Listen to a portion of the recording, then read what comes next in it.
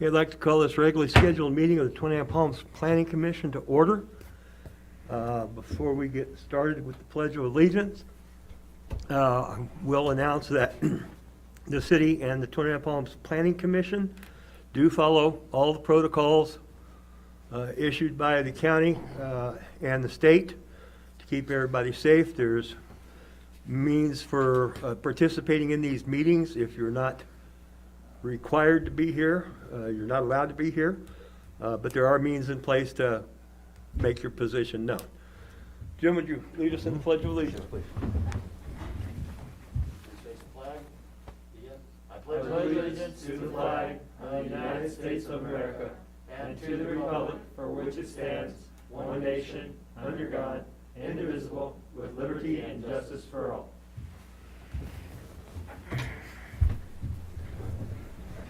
Roll call vote. Commissioner Dixon? Present. Commissioner Kruschat? Here. Commissioner Walker? Here. Vice Chair Bahana? Here. Chair Mendoza? Here. All present?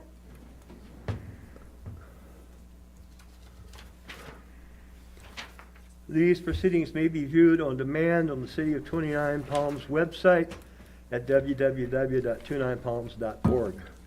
You may also live stream this meeting by going to the city website and clicking on the meeting agendas link. Public comments. This is the time for the public to address the Planning Commission on issues within the jurisdiction of this commission that are not on this agenda. There is a time limitation of 3 minutes per person.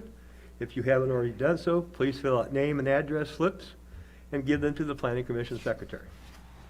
The Planning Commission is prohibited by the Brown Act, which is state law, from taking action or discussing at length items not included on the printed agenda. Public comments on specific agenda items will be deferred until the consideration of the item on the agenda. Travis, are there any public comments? No that were comments sent in? received by mail or email. Okay. Commission comments and reports of meetings attended. Leslie, we'll start with you. I have not attended any meetings since our last meeting. Max?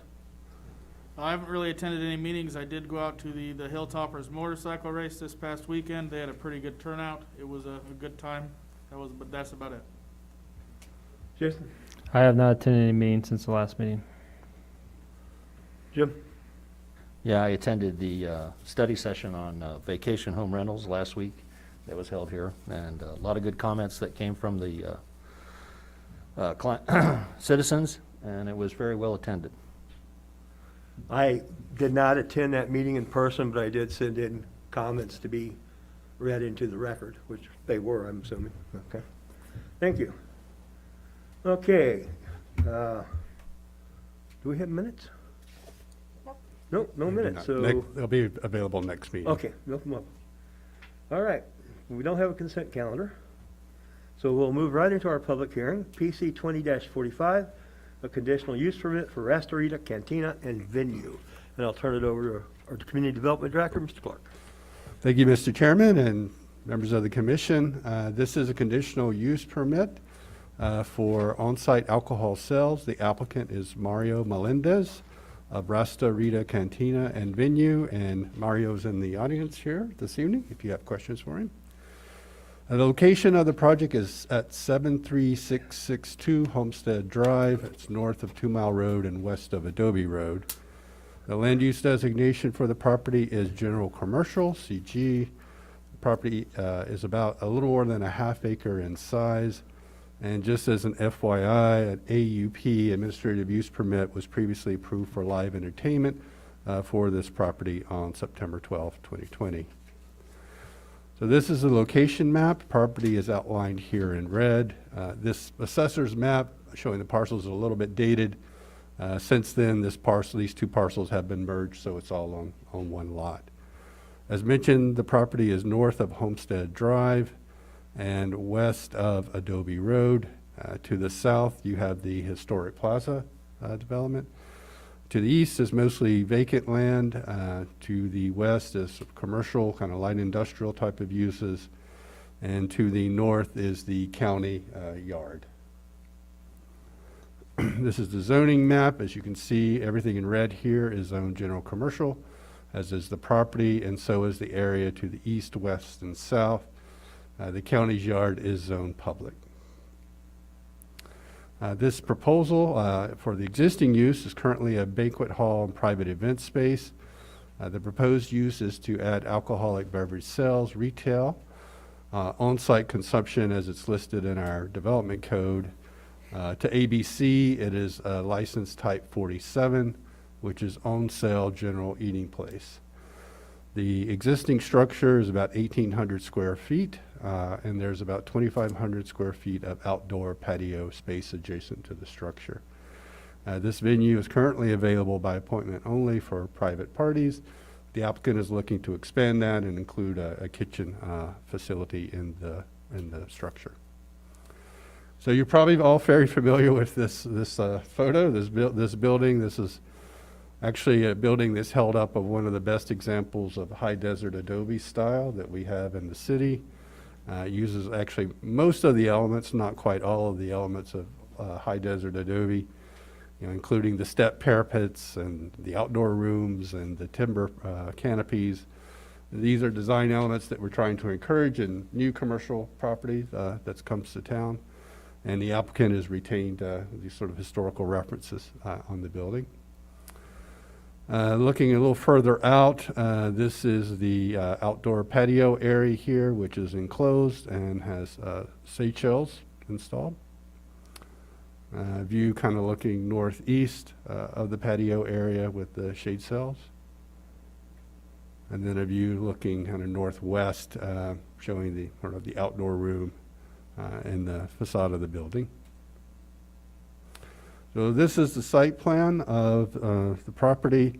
This outline here, darker outline here, is the structure. The patio is here to the west, and as I mentioned, it is enclosed. Per ABC requirements, parking is out front. There is room to expand in the rear of the property. There's also an existing house that's on the property, which has been saved, as well as room for additional parking to the north there, accessed via the alley there. This is an enlargement of the structure itself. Pretty simple floor plan. You have the canopy, the porch out front, restroom, storage space, and then one large event space at this point. This project is categorically exempt from CEQA pursuant to section 15301E2 as an existing facility. So staff's recommendation is to find the project exempt from CEQA pursuant to section 15301E2, approve the conditional use permit subject to the conditions of approval, and authorize staff to submit a letter of public convenience and necessity if required by the state ABC. This is typically a request of ABC because we generally exceed the number of license permits within our zip code. But as we've said in many instances like this, we have sort of two main streets in town, 62 and Adobe, and of course, all of our eating establishments and restaurants and grocery stores are pretty much located on those streets. Be happy to answer any question. I do want to note in the conditions of approval on the second paragraph, there is an error. There's actually a reference to the previous ABC license that was issued. We'll correct that when we finalize the letter. I can't throw Diane under the bus because I reviewed it too and didn't catch it, so it's our fault. Happy to answer any questions you have, and of course the applicant is here as well. Staff have any, does anybody has any questions of staff? Yeah. I didn't see, is this for a full liquor license or just beer and wine? No, it's full. Full liquor Type license. 47, I believe, is spirits as well. Okay. Any other questions of staff? Okay, I'm going to open the public hearing. Do we have any comments submitted by mail or email? We do not. Let me check just to see if anything is on GoToMeeting, and I do not have any comments on GoToMeeting. Okay. Does, Mario, do you wish to say anything? I'm happy to be here, and thank you for your time. And as Travis mentioned, we're trying to maintain the integrity of the building. I brought my contractor here who's been doing most of the work, well, all of the work. And it's our expectation and our objective to be part of the community in the best way we can and help the city and the government and make our space available to everybody. So thank you. Any questions of the applicant? Thank you, Mario. You're welcome. Okay, I'm going to close the public meeting, bring it back to the dais for discussion. Leslie? So it's just an event hall with a liquor license? At this point, yes. At this point. Right. Okay, with an intention to become There's a eating restaurant? possibility it may become a catering facility and maybe even a restaurant at some Right. point in time. Oh, okay. Well, that was my only question. Max? I don't have any questions. Jason? I have no questions as well. I have no questions. Does anybody wish to make a motion? Anybody? I'll motion that we approve PC 2045, finding it categorically exempt from CEQA, and pending the conditions as well as the authorization letter for public convenience of necessity as required by ABC, California. Have a motion. Is there a second? I'll go ahead and second. Motion and a second. Roll call vote, please. Commissioner Dixon? Aye. Commissioner Krushat? Aye. Commissioner Walker? Aye. Vice Chair Paul Aye. Chair Mendoza? Aye. 5-0 approved. And before we let you go, for those who have not been up there and seen the facility, Mario has done a fantastic job of keeping the spirit of that historic building, but also greatly improving it and the grounds. So if you get a chance, not when there's an event, but stop by and take a look at it. He's done and there's more coming, I understand. So, thank you, and get your liquor license. All right. Okay, moving on.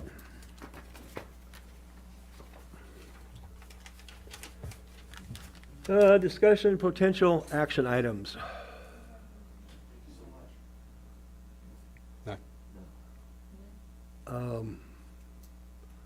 I had something and now it's gone out of my head. Oh, well. Yes.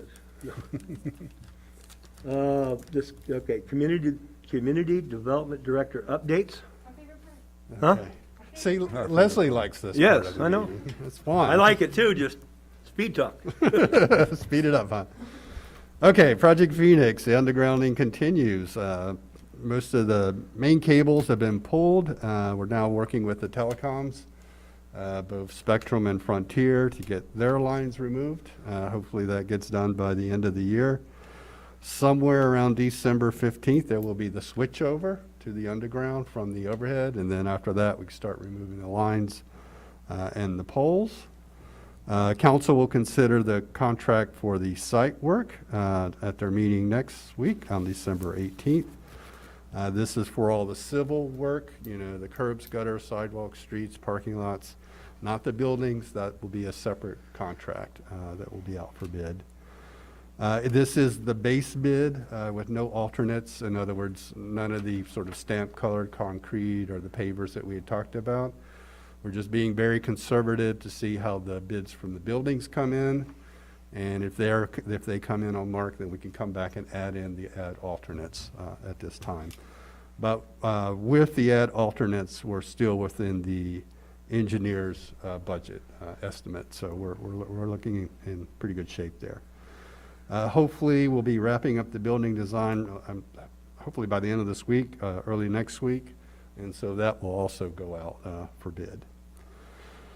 And then one final last touch, I'm working with the National Park Service on the monument sign that goes on the plaza. So this would be the sign to direct all the visitors and residents to both the Joshua Tree Visitor Center as well as the City of 29 Palms Community Center.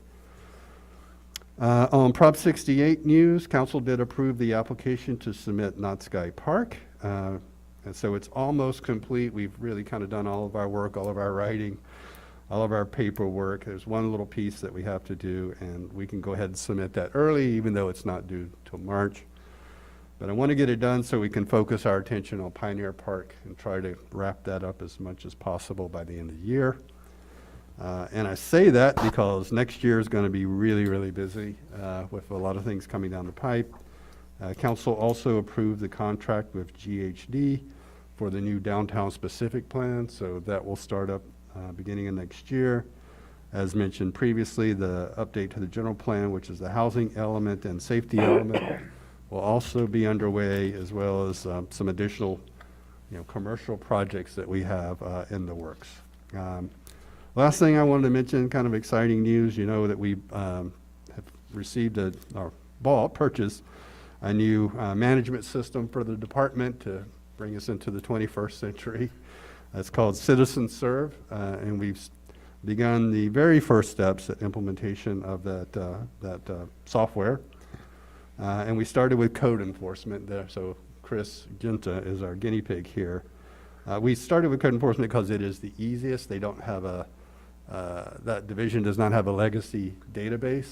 It's all paper, unlike planning and building and safety, where there's going to be a lot of data migration that will happen. So that's going well. Chris is actually very excited about it. He can, put the letters in, put the information in, the letters are all automatically generated. The development code section is automatically cited. If he has pictures, they're automatically included in the letter, and then it tracks it, creates an itinerary as well. And then, the resolutions through the steps. There will also be a public-facing portal where citizens can make, complaints online as well, and that will basically allow us to remove our current links to the PDF form complaint or even the HTML form that we have on there. So that should be up by a year's end, and then we can start on the really hard stuff and planning and building and safety and get those modules implemented as well. So that's all I have. Made it short. Travis, what, the council approved GHD. Yeah, and that's for that's for the downtown specific. downtown specific. Yeah. Thank you, Travis. Yep. We have no study session. Does anybody want to go home?